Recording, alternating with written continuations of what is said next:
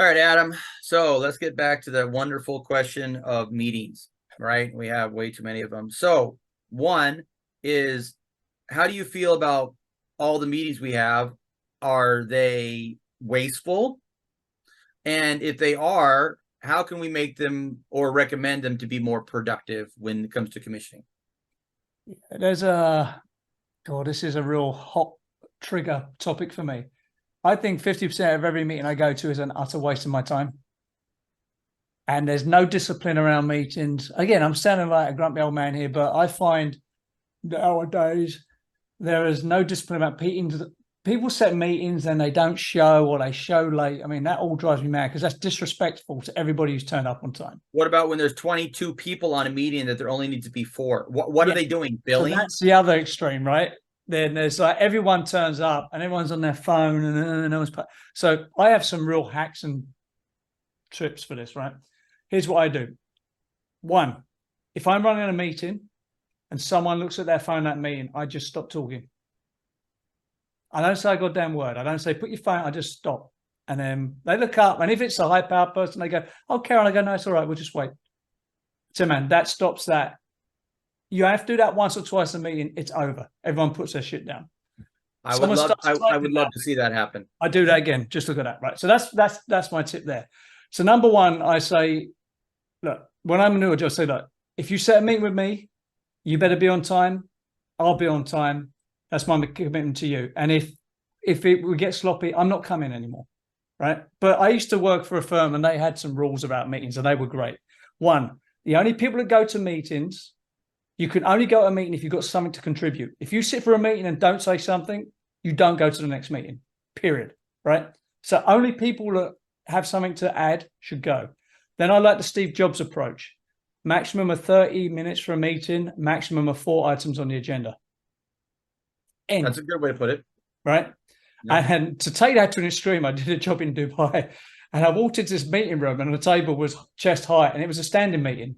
I said, man, their meetings were naturally 30 minutes. By the end of 30 minutes, everyone's thinking, oh, and they're out. It was great. So they made everyone stand up all the way through the meeting. I've never had a standing meeting, to be honest, in my entire life. Nope. And it was not optional. You just walk into the room. There's no chairs and the table's like this high.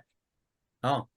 And there's a screen, there's a thing, you do it. And so the guy walks in. He was awesome. He said, that can do it. He came in, he ran a tight meeting. And he'd say, do we want to do any more? In about 30 minutes, everyone's going, no, we're done. I was ready to go. So there are ways to have meetings require discipline. They require purpose. Only the people that have something to say should be there, and they need discipline, right? No side conversations, no looking at your phone, in, out, done. So what I've been doing lately, probably 3 or 4 months now, I get on the phone. First thing I say, can we record this, please? Like, because I'm not trying to, like catch anybody. Yeah. But at the same time, sometimes, you're trying to keep notes. Everyone's keeping whatever, right? Yeah. And they just started going on about some really good detailed stuff. You're like, oh my God, I wish I was recording this. I'm to the point now where I'm like, just hit record, right? If we actually have to go back and look at the meeting, it's right there. It'll say, like in Teams or whatever, it'll record who did what, who said what, because man, there is a lot of information sometimes out there being talked about in a very specific, fast amount of time. And you're like, and then if you have 20 people on the call instead of the 5, like, that the 15 are either over. You love the meetings when you're like, so, Bert, what do you think? You're like, Bert. And then like they're either gone, they're either like eating, got a bio break, they're just gone, or they're at another meeting, or they click over. Oh, sorry about that. I wasn't really paying attention. Can you repeat the question? I'm like, no, next. That person ain't coming to my next meeting. Now, the other thing is meeting minutes, right? So let's talk about meeting minutes. So meeting minutes, some people don't like them because they're a contractual record. So I do my meeting minutes as action points. And maximum 1 page. We had this meeting. These are the points. So it's item, action, who owns it, when it's due. Yeah. That's all that needs to go on the meeting minutes. And I call them file notes so people don't get upset because they're meeting minutes. So those are my tips and tricks on that. But boy, when look at this the other way. When you run a sloppy meeting, overrun, let people talk and have people in there that shouldn't be there, you are disrespecting everybody in that meeting and you are wasting everybody's time and money. So just stop it. Well, for me, if I have a good group of folks, right, and we actually know I'll go down, okay, controls, this, equipment, mechanical, electrical, plumbing. I'm like, it'll be like, so who's involved with the group? You're like, okay, anything to add? Nope, done, right? Something to add? I'm always like, please share with us what's going on. You know, like the whole thing for us is always like, we've said this before, is transparency, accountability, and honesty, right? So mechanical, pumps in. No. Instead of going, yeah, they're on their way. All right, where are they at? Not here. It's like, okay, so where are they at? They're in customs somewhere in Thailand. Oh, okay. Why don't you? They won't tell you that. You know what I mean? So then I'm like, all right, where are they at? They're like, I'm like, okay, well, can you send us over a tracking number? No idea where they're at. You know, and then it's like, oh, they'll be here on Monday. Which Monday? Oh, well, one Monday. You know, it's just like, just be honest. You know what I mean? And then we'll go back to it, and then we'll come back to it, and like, okay. And then set the, you know, I always tell people, if here's the final date that something needs to be done, like, let's do it a week or two. You know what I mean? Because when people try to like say, oh, by the way, it has to be turned on by, you know, August 1st. Oh, by the way, it's July 30th and it's a Sunday right now. You know, it's like, that ain't going to work. And we're going to have to basically sort of reschedule people who might be here to certify stuff tomorrow. Did you want to tell us before they show up and basically charge us another 10 grand? Yeah.